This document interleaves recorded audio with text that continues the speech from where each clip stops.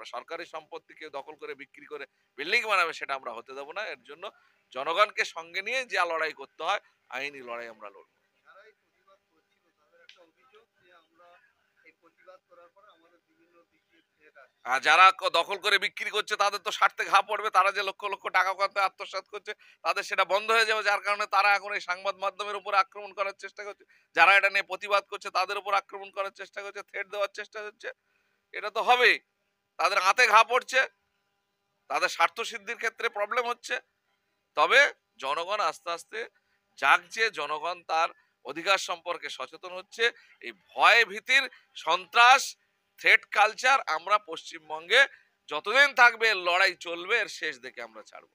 দেখা যাচ্ছে আমরা হাতে কলমে প্রমাণ পাচ্ছি, চলছে মানে তো ডকুমেন্টস, তারদাতে দেখছি, এখানে দেখছি, আরো খোঁজ নিলে এখন কত পাওয়া যাবে তার ঠিক নেই। অনেকে সাহস করে সামনে আসছে, অনেকে সাহস করে সামনে আসতে পারছে না। কতদিন চলবে এই জিনিস? জনগণের সম্পদ হরণ করে ব্যক্তিগত স্বার্থ সিদ্ধির চেষ্টা, এটা চলতে পারে না, এটা চলতে দেওয়া যাবে না। আমরা জনগণের সঙ্গে থেকে জনগণের সঙ্গে নিয়ে এই লড়াইতে থাকবো। এর আইনি ভাবে কতদূর যেতে হয় যাবো। তারা অফিস থেকে নাকি রিপোর্ট দেওয়া হয়েছে যে এই জমির মালিক যে তার নামে কাগজ আছে, রেকর্ড আছে, সেই অনুযায়ী সে বিক্রি করেছে।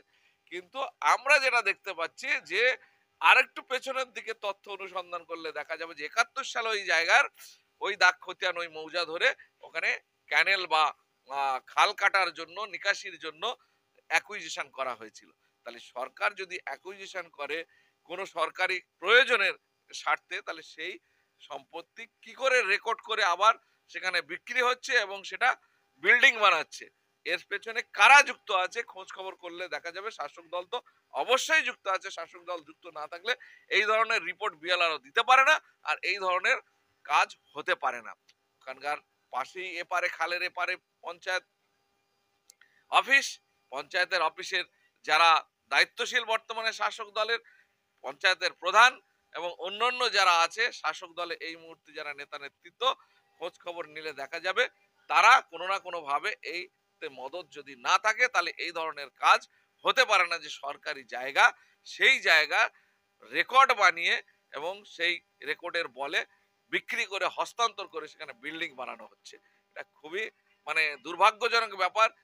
গোটা পশ্চিমবঙ্গে হচ্ছে। বর্তমান ভাঙড়ের বুকে আমরা এই কয়েকদিন আগে দেখলাম মানে তারদা অঞ্চলের উপপ্রধান রাকেশ রায় চৌধুরী 300-র বেশি পাট্টা জমি, অর্থাৎ যে পাট্টা সরকার থেকে দেওয়া হয় সাধারণ মানুষকে, ভূমিহীন মানুষকে করে খাওয়ার জন্য, তার জীবন জীবিকা নির্বাহের জন্য সরকারি ভাবে দেওয়া হয়, সেই পাট্টার জমি কোনোভাবে বিক্রি করার যোগ্য নয়, অর্থাৎ হস্তান্তর যোগ্য নয়।